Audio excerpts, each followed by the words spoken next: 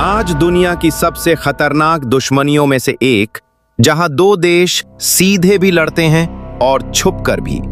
ये कहानी है ईरान और इजराइल की। लेकिन क्या आप जानते हैं, ये दोनों कभी दुश्मन नहीं बल्कि दोस्त थे। हाँ, बिल्कुल सही सुना आपने। 1948 में जब इजराइल बना, तब ज्यादातर मुस्लिम देशों ने उसका विरोध किया। लेकिन ईरान उन गिने चुने देशों में था जिसने इजराइल के साथ रिश्ते बनाए रखे। दोनों देशों के बीच तेल, व्यापार और मिलिट्री कोऑपरेशन तक होता था। सब कुछ ठीक चल रहा था। लेकिन फिर आया वो साल जिसने पूरी कहानी बदल दी।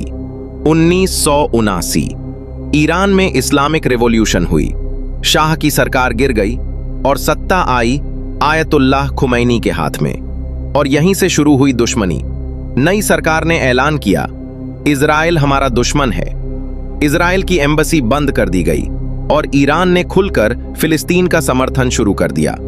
अब सवाल यह है, अगर दोनों दुश्मन हैं तो सीधी लड़ाई क्यों नहीं करते? यहीं से आता है इस कहानी का सबसे खतरनाक हिस्सा, प्रॉक्सी वॉर। मतलब लड़ाई होगी लेकिन सामने से नहीं। ईरान ने हिजबुल्लाह और हमास जैसे ग्रुप्स को सपोर्ट करना शुरू किया। ये ग्रुप्स इजराइल के खिलाफ लड़ते हैं और इजराइल क्या करता है, वो इन ग्रुप्स पर हमला करता है, ईरान के ठिकानों पर सीक्रेट स्ट्राइक्स करता है और कई बार ईरान के न्यूक्लियर साइंटिस्ट्स तक को निशाना बनाया गया। हाँ, ये सिर्फ जंग नहीं, शैडो वॉर है। लेकिन असली डर अभी बाकी है, न्यूक्लियर वेपन्स। इजराइल को डर है कि ईरान न्यूक्लियर बॉम्ब बना सकता है और अगर ऐसा हुआ तो मिडिल ईस्ट में बैलेंस पूरी तरह बिगड़ जाएगा। इसी डर की वजह से इजराइल बार बार ईरान के न्यूक्लियर साइट्स पर हमला करता है।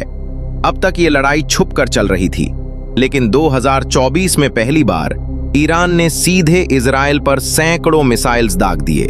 पूरी दुनिया हैरान रह गई।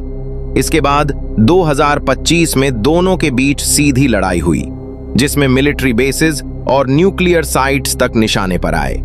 और अब 2026 में हालात और भी खतरनाक हो चुके हैं। अमेरिका भी इस कॉन्फ्लिक्ट में शामिल हो चुका है। मिडिल ईस्ट में हर तरफ तनाव है और दुनिया को डर है कि कहीं ये कॉन्फ्लिक्ट एक बड़े वर्ल्ड वॉर में न बदल जाए। सोचिए, दो देश जो कभी दोस्त थे, आज दुनिया के सबसे बड़े दुश्मन बन चुके हैं। और ये लड़ाई सिर्फ इन दो देशों की नहीं है, ये तेल, राजनीति और पूरी दुनिया के भविष्य से जुड़ी हुई है। अगर आपको ये कहानी इंटरेस्टिंग लगी तो ऐसे ही और आसान और पावरफुल एक्सप्लेनेशंस के लिए जुड़े रहिए और anthem.18 चैनल को सब्सक्राइब करें। धन्यवाद।